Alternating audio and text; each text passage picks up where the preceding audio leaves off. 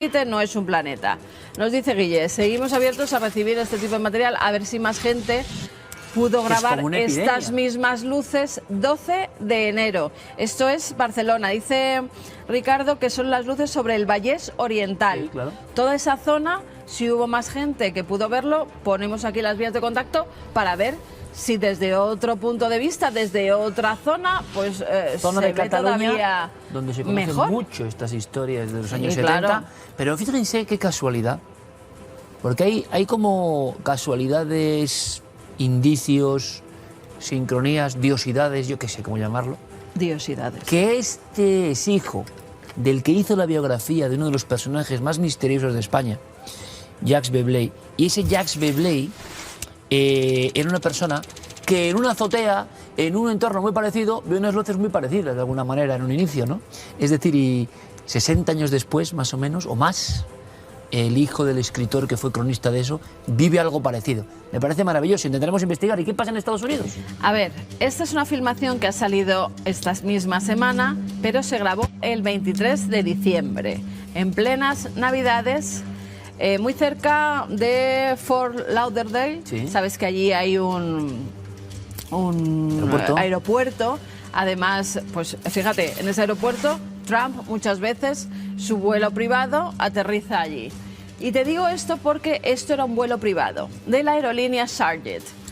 Ellos habían estado en República Dominicana, habían dejado allí a los pasajeros y solamente estaba la tripulación dentro de ese pequeño jet. Están volviendo y por encima de Bahamas, de repente, desde Torre de Control de Miami, les dicen: en su vuelo nos sale en radar un eco. Ese eco está por encima de ustedes. ¿Pueden confirmárnoslo? Efectivamente, tanto el piloto, el copiloto, como la azafata, que es quien graba estas imágenes, se asoman y ven que más alto de 43.000 pies, por eso descartan que sea un dron, hay una especie de bola luminosa. Dicen además algo muy peculiar, dice que tiene como un halo alrededor, como si tuviera una especie de aureola. Mira, campo eléctrico. Ella lo describe como un campo eléctrico y que además va cambiando de color, se vuelve del blanquecino al verdoso y va haciendo zigzag. Torre de Control de Miami les pide, oiga, por favor, ¿pueden identificar ese objeto con alguna aeronave? Y dice que no se parece en ninguna aeronave. Es más, que ese halo de luz que rodea esa especie de orb gigantesco que vuela por encima, tampoco saben lo que es. Pues miren, para esto, que hace tiempo que no la ponemos, nuestra lista, ya lo saben, todas las músicas que ponemos en el programa de Cuarto Milenio, y que sirven para muchas cosas. Sirven para concentrarse, sirven para estudiar, sirven para leer, sirven para imaginar, pero algunas son ya un poco más, Esto es casi homenaje a la Ruta del Bacalao, no lo sé. Mira, Space Traveler 3, y va mucho con estos temas. Es decir, ¿son viajeros del espacio? ¿O qué son realmente? ¿O es una psicosis de todo lo que está ocurriendo en Estados Unidos? ¿O de alguna manera drones, quién sabe de dónde, están vigilando un proceso en el país de las barras y estrellas que es clave? No lo sabemos, pero la psicosis está. Pudimos hablar con las personas en esos lugares y les preguntábamos y alguno, ¿verdad?, decía que nada, que él sacaría la escopeta y se liaría a tiros. Aunque es mucha altura. Pero algún tiro ya le han pegado y no ha caído ninguno de esos objetos. Entonces, no sabemos lo que son. Los que llevan tiempo salvándose de los tiros son unas criaturas porque han sido cazadas durante mucho tiempo, pero se han ido adentrando en territorios todavía más alejados, más agrestes. Este es uno de los animales más hermosos de la naturaleza. Vamos, es que yo creo que no hay posibilidad ni de apuesta, ¿no? Y eso que sigue estando catalogado como vulnerable en la lista roja de especies amenazadas. Pero los leopardos de las nieves son impresionantes. Fíjate, se cree que hay unos 10.000 ejemplares, aunque en 2040 se prevé que baje un 10%.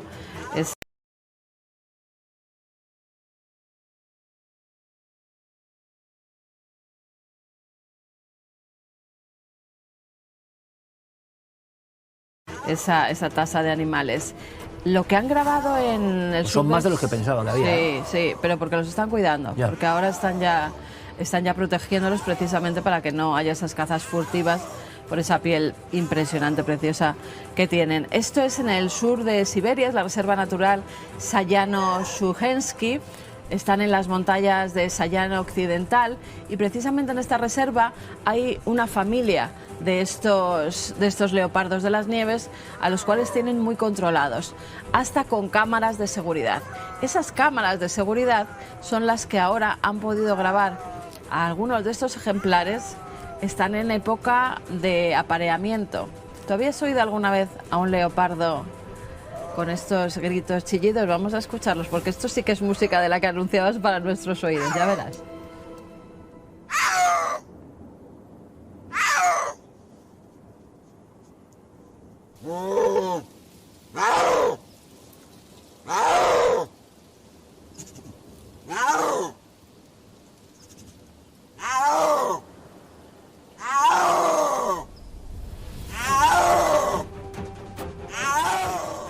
¿Has oído? Pues ese canto, esa llamada, ¿no?, para ver si alguna hembra quiere aparearse con él, no se había podido escuchar desde hace muchísimos años. Es como la llamada del urogallo, ¿no? Cuando... Efectivamente, y ahora sí se ha podido grabar y se ha podido comprobar cómo incluso van haciendo como una especie de canciones para atraer a esas hembras y que puedan procrear. El animal es impresionante, las imágenes que se han captado y los sonidos son también impresionantes. Yo creo que es el más bonito de la Tierra. Sí, es no un sé animal ustedes, precioso. díganos, porque también, claro, el leopardo normal, entre comillas normal, es una maravilla, ¿no? Bueno, nuestro lince es una maravilla, y tantos, pero el leopardo de las nieves, oiga, hace Ruidos, falta... silbidos, maullidos, resoplidos. Y hay algunas filmaciones del leopardo de las nieves cazando en riscos, donde no hay sitio, o sea, donde no hay sitio. No se le ve. Claro, que le llaman el fantasma de las nieves también. Bueno, pero si ustedes ven la versatilidad, la aerodinámica, por llamarlo de alguna manera, la capacidad de esta bestia impresionante imperial de vagar de risco en risco sin sitio para cazar grandes presas, usted dice, madre mía, qué misterio es la naturaleza, cómo ha podido generar criaturas así. Así que nos alegramos de que sigan con vida. Por cierto, íbamos a hablar de un sitio muy raro en Jerusalén que conocemos, pero como estamos con animales, yo no me resisto. Quien tenga aracnofobia, que apague el televisor. Bueno, ya hemos hablado aquí mucho de las arañas australianas, Sí. pero siempre hay una nueva por investigar. Siempre hay una más letal que estaba escondida, agazapada, como son ellas, ¿no? Permítanme. Araña de embudo, maxi asesina, letal. Araña de tela de embudo, se llama así, ya es chungo el nombre. Ya. O sea, ya cuando te dicen eso ya dices malo. Te hace el berbiquí y te mata. Nada bueno puede traer esto. Bueno, pues este ejemplar al que han llamado Big Boy porque es muy casi grande. el doble de grande de la que se conocía de araña de tela de embudo. Y encima saltan. Claro que saltan. No solo saltan. También sino... dices, la naturaleza, ¿por qué ha hecho esto? O sea, permítanme, ¿por qué? Bueno, letal.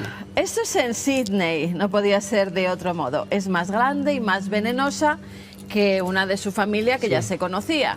Lo que pasa que esta la han analizado y se han dado cuenta de que no es ni siquiera de la misma familia, que es otra. Que es una subespecie. Con lo cual ya tendríamos 38 especies Fantástico. Diferentes de estas arañas fantásticas. No voy a ir a Australia nunca. Que son, mira, dice, los especialistas que la han podido estudiar, es mucho más grande, sus glándulas de veneno son mucho más grandes y sus colmillos son mucho más largos. Okay. Encima dicen, tienen un aparato reproductor Encima. que si cogen a una de las normales, las arañas de tela de embudo normales, la atraviesan. Vale, pero Tú fíjate. imagínate.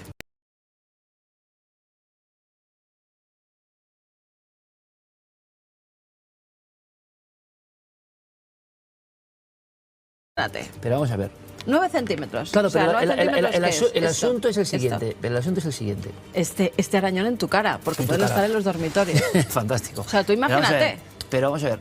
Uno de los misterios, claro, tal y como es la historia de Australia, geológica incluso, ¿por qué hay animales tan raros en Australia, no?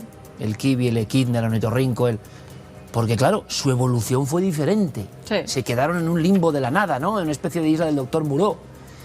Y esta araña es que es desproporcionada, hombre, es verdad que están las migalas y en África, pero esta, bueno, pues la naturaleza ha dotado de un veneno especial. Así que díganme ustedes Veneno si no es aterrador. que tiene un potente grupo de péptidos conocidos como delta-atracotoxinas. ¿Qué te pasa si te pica? Pues que puedes tener insuficiencia respiratoria, y también insuficiencia circulatoria. Bueno, vamos a dejarlo es decir, si no te ponen el antídoto, porque sí que sirve el antídoto, lo llevas, rápido, ¿no? Lo llevas un poquito crudo. Los científicos que lo han encontrado no quieren decir, dicen que puede estar en dormitorios y garajes. Fantástico. O sea, todo es muy normal. Fantástico. Tú vas a coger el patinete y ahí que te pica. O estás durmiendo y te la encuentras en la cara. Es lo o bajas el espejito del coche y te cae en la cara. Está el coche sí está bien. Pero además dicen, no, además no vamos a decir las zonas en concreto de Australia para protegerlas. Bueno, sí. Dices, hombre, pero por protegerla Dios. hay que protegerla, pero vamos, en fin, bueno, no sé. Hombre. Bueno, vamos a hacer una cosa. ¿Tú te acuerdas al hombre, ¿no? En Jerusalén, en las zonas subterráneas de Jerusalén, ahí también hay buenas arañas? Sí, pero lo que hay es mucha historia. Mortales. Hay mucha historia, historia bastante desconocida, historia con ritos enigmáticos, e historia de una de las ciudades milenarias, que todavía es lo increíble, ¿no? En pleno casco urbano prácticamente, es como la araña no estaba catalogado, ¿no? Seguimos aprendiendo. Fíjate, en 1909, Montage Parker, que estaba buscando el Arca de la Alianza y otros varios tesoros del templo, ya encuentra esta estructura, pero no se excava ni se dice nada. Como no encuentra el Arca de la Alianza, que es lo que él busca, se deja ahí y ya está. Buscaba el Arca de la Alianza. Ha sido ahora cuando se ha identificado esta nueva estructura, templo, porque parece que se hacían rituales dentro. Está dentro del Parque Nacional de las Murallas de Jerusalén y es una estancia de unos casi 300 metros cuadrados. Está dividida en 8 habitaciones y se han encontrado algunas cosas que hacen pensar que era un templo para realizar rituales. Hay unas extrañas Vs que están en el suelo que parece, según creen los especialistas, porque todavía no lo tienen muy claro, estas especies de Vs parece que era para poner un trípode o algo al hacer los rituales que se realizaban allí. Estamos hablando del siglo VIII antes de Cristo. Han encontrado también una especie de vasijas, sellos, época bíblica total, ¿no? Sellos, escarabajos, inscripciones en hebreo antiguo. Dicen que es único lo que han encontrado, que no se habían encontrado con un templo así, y es que lo atribuyen al rey Ezequías. El rey Ezequías, cuando entra, dice que en vez de haber diferentes templos donde se hacían este tipo de rituales, hay que concentrarlo todo en un templo, que es el templo de Jerusalén, ¿no? Y entonces estas pequeñas iglesitas o templos quedaban completamente tapiados. Es más, por lo que han visto, sabes que muchos de estos templos, como pasa en todas las civilizaciones, cuando dejan de usarlos, los tapan. Los bloquean. Pues lo mismo han encontrado aquí. Han encontrado, como algunos de los símbolos del siglo VIII que han podido identificar, que lo taparon, lo cerraron, lo sellaron y se fueron al templo de Jerusalén. Por eso se ha quedado también una piedra que está en vertical, que es así que ha quedado en pie, donde también se cree que era la piedra principal del templo donde hacían los rituales. Pues tú fíjate, hay un templo, pero en Egipto. He estado algunas veces por ahí, pero la que no olvido es la primera vez, porque además no sé por qué andaba yo un poco ahí al margen del grupo con el que iba y me impactó. Es este templo que estamos viendo, donde ahora hay novedades, pero dije,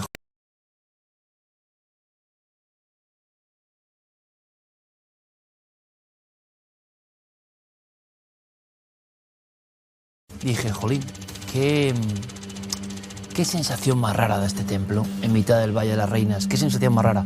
Y resulta que ha habido una matanza tremenda. Yo no me acuerdo el número, pero creo que eran entre 60 y 80 personas alemanas que habían estado en este arenal, estaban tranquilamente en su autobús, y lo he contado alguna vez creo, pero me lo imaginé allí, ¿no? Hay unas lomas y ven unos tíos con cimitarra y vestidos de negro y van y les decapitan a todos. O sea, es que la tragedia del templo de Hatshepsut.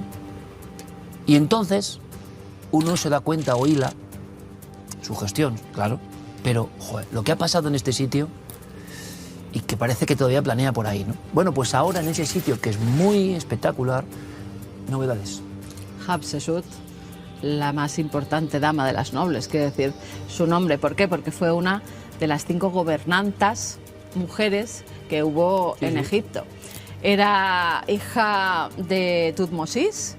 Se casó con su hermanastro, Tutmosis II, pues ella estuvo gobernando además con mano firme, como dicen. Ahora se ha encontrado el almacén de los cimientos, es decir, de los constructores que hicieron este templo. Pero es que dentro de ese almacén se han encontrado en 1500 bajorrelieves totalmente decorados, pintados, zaijaguas, que parece que sigue siendo porque está en todos los fregados. Ha dicho que es de los más impresionantes que ha visto. Hay escenas donde se ve como la faraona, la reina Tutmosis, la reina Hatshepsut, está dando el relevo a su hijastro Tutmosis. Hay escenas de la vida cotidiana, hay escenas de cómo gobernaba. Y todo eso se había quedado fuera y estaba en esos almacenes. En un sitio tan escaneado, tan... Pues se ha encontrado... Pero es lo mismo de Jerusalén, o sea, estamos hablando de epicentros de la arqueología mundial que tenían zonas selladas que no se habían visto. Sí, además fíjate, una escena que dice que está muy poco vista es la de Hatshepsut haciendo rituales sagrados en uno de esos relieves. También se han encontrado pues todo tipo de herramientas con las que había dentro de todos esos hallazgos que continuamente se están produciendo en Egipto. En fin, bueno, fue noticia. Y la noticia también nos lleva a Haití, ese país que muchos creen condenado prácticamente por el vudú, la brujería, la magia negra. La historia es muy larga y ustedes la conocen perfectamente.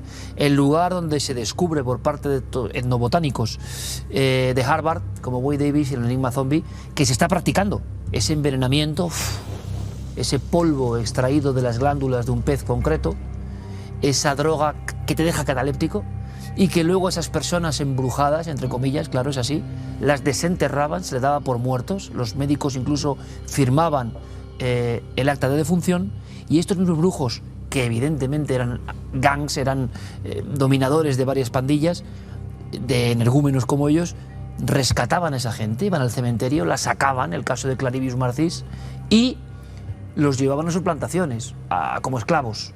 Es decir, la zombificación total. Tener a alguien con las facultades mermadas por esa intoxicación de esa droga y luego empleado en una obra maléfica, ¿no?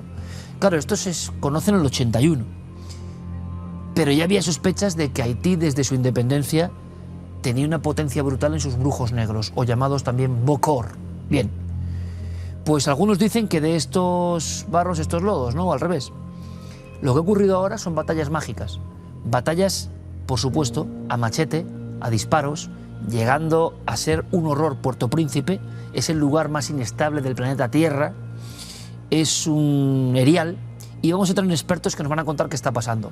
La última refriega con sustrato mágico se ha llevado 200 vidas por delante. Esto es increíble, esto no pasa ni en la aldea más remota del África, y está pasando en Haití. Y ya saben ustedes que además está bien controlado todo, que las bandas con brujos y creencias de este tipo lo han dominado. Es un país, de alguna manera, si observamos las noticias,